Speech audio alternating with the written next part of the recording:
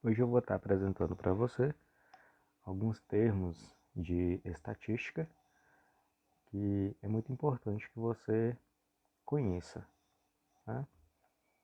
O primeiro deles é a população, né? Lembrando que a gente está falando aí no contexto de estatística, ok? Então a população vai ser o todo, né? O público ali que será pesquisado.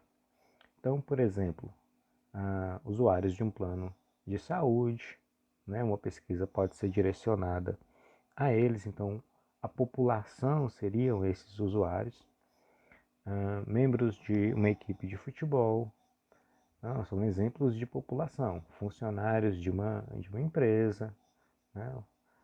Vamos supor que uma pesquisa seja realizada, né, com os funcionários de uma empresa para verificar alguma questão da empresa ou a satisfação deles, enfim, eles seriam aí a população, né? Os alunos de uma escola, né, uma pesquisa pode acontecer no âmbito aí de uma escola e a população seria seus alunos. E população também ela pode ser objetos, né? Não somente pessoas, mas também objetos, como por exemplo, ah, produtos com defeito produzidos por um determinado período. A população, aí, nesse caso, seriam os produtos. Né? Então, nem sempre são pessoas, podem ser objetos também.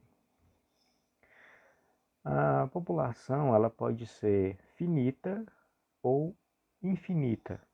Né? Vamos entender o que significa cada um desses termos. A população finita, né, como o nome já sugere, é uma população que apresenta um número pequeno de elementos, né, que seja possível ali estar realizando a pesquisa utilizando todos os elementos da população, né, que seja viável. Por exemplo, número de escolas particulares de uma cidade. Né? Vamos considerar que não é um número muito grande.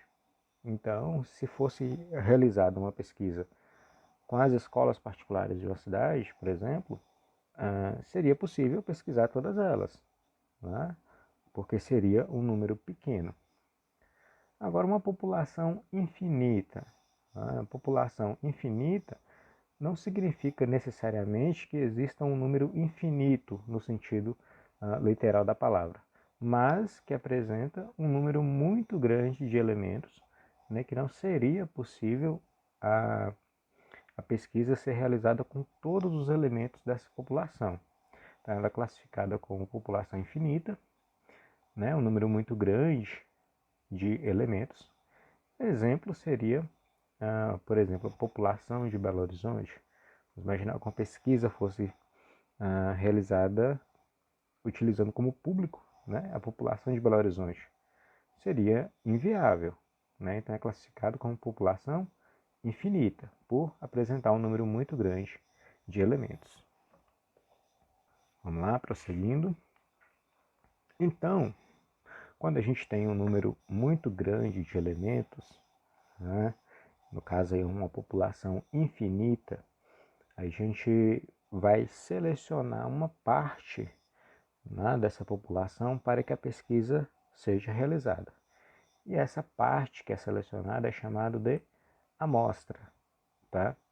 Então, é a definição, né? Quando uma população apresenta um vasto número de elementos, retira-se uma parte e essa parte é denominada amostra. Tá? Então, aqui um exemplo de amostra, que são as pesquisas eleitorais. Né? Então, são aquelas pesquisas que visam buscar compreender, né, ou identificar a intenção de voto de determinada população sobre determinado candidato. Geralmente, né, se a gente for considerar o número de eleitores aí, é um número muito grande, pode ser numa cidade ou no âmbito estadual ou federal, por exemplo.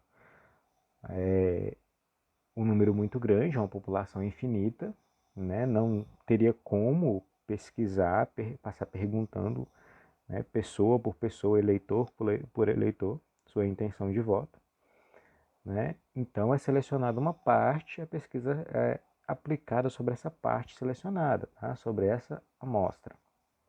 Então, nesse caso específico aqui da pesquisa eleitoral, quem seria a população? Né? A população é todos os eleitores, seja de uma cidade, de um estado, seja de um país. Como não é possível realizar a pesquisa com todos eles, é selecionada uma amostra. Né? E quem é a amostra nesse caso?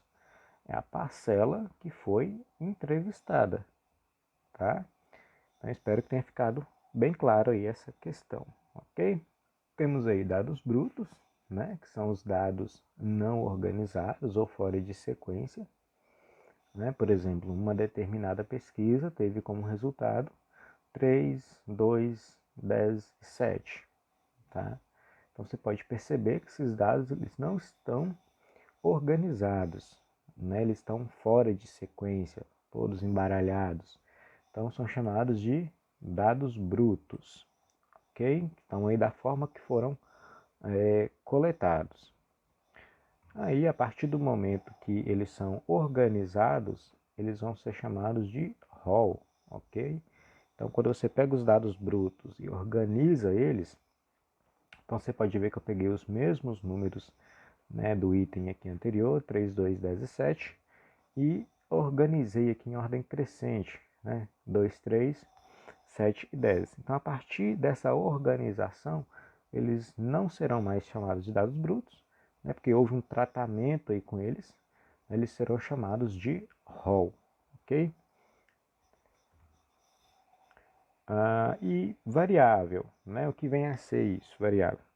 Variável é o objeto, né, de pesquisa, que é o objeto de interesse do pesquisador, ou seja, é sobre aquilo que ele vai pesquisar, aquilo que é o interesse dele de estar descobrindo. Né? Então a gente pode citar aí como variável, né, a intenção de voto, por exemplo, né, já citado, a idade ou faixa etária, né, de um determinado público, número de irmãos, né, de determinadas famílias, pesquisa de satisfação, né, por exemplo, satisfação por um serviço público, por exemplo, né, dos usuários de um serviço público.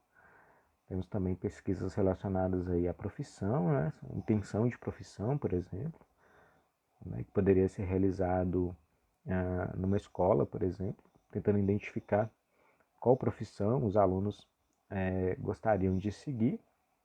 Temos também pesquisa relacionada à renda familiar, né, ou nível ali de renda, né, de determinadas famílias também. Então, variável vai ser sobre o que a pesquisa, né, pretende descobrir, né? Então é o seu tema ali, ok? Então aí dentro de variável, a gente vai estar vendo aí as variáveis qualitativas, que são aquelas ligadas aos atributos, às qualidades, né? Então seus valores são expressos por atributos, né? Então válido aí aquela frase, né? Não importa a quantidade, sim a qualidade. Então, essa pesquisa ela vai estar visando aí, né, as características, né, os atributos. E essas variáveis qualitativas, elas são divididas em nominal e ordinal. Né? Por exemplo, um exemplo de variável qualitativa seria o nível de aprendizado que determinados estudantes estão se formando, né? Então, o nível de qualidade, o nível, né, de conhecimento que adquiriram seria uma pesquisa qualitativa, né? Agora, se eu quisesse saber, por exemplo, quantos alunos foram aprovados, por exemplo, aí já seria uma pesquisa quantitativa, tá ok? Mas a gente vai ver sobre ela mais para frente, tá? Então, a variável qualitativa, né, ela é dividida em nominal e ordinal, tá? A nominal ela faz referência a atributos como, por exemplo, cor da pele, marca de produto, sexo, né, masculino ou feminino. Então, é uma pesquisa qualitativa nominal. E a ordinal, ela faz referência a uma sequência, a um estágio, por exemplo. Temos aqui estágio de construção. Fazer uma pesquisa sobre esse tema. Então, o estágio ele pode ser inicial, intermediário e terminal. Então, você vê aí que tem uma sequência, né? Então, é classificada como ordinal. Mas continua sendo qualitativa, tá? Mas porém ordinal. Por exemplo, mês de observação, março, abril, tá? Então, esse tipo é classificado como ordinal, ok? Vamos ver então sobre as variáveis quantitativas, né? Como já citado, as variáveis quantitativas elas têm uma estrutura numérica, né? Então vai envolver números, como já citado o exemplo da aprovação de alunos. A gente poderia colocar que X alunos foram aprovados, né? Então nesse caso eu estou levando em conta a quantidade de aprovados, e não a qualidade, né, desses aprovados. Né? Então aí seria uma pesquisa quantitativa. Elas podem ser discretas ou contínuas. Discretas quando apresentar um número exato, por exemplo, número de irmãos, idade das pessoas, né? Seria um exemplo de variável quantitativa discreta. E temos também as contínuas. Contínuas vai ser quando não apresentar um valor exato, né? Vai ter uma escala numérica. É uma variável que pode assumir qualquer valor dentro de um determinado intervalo.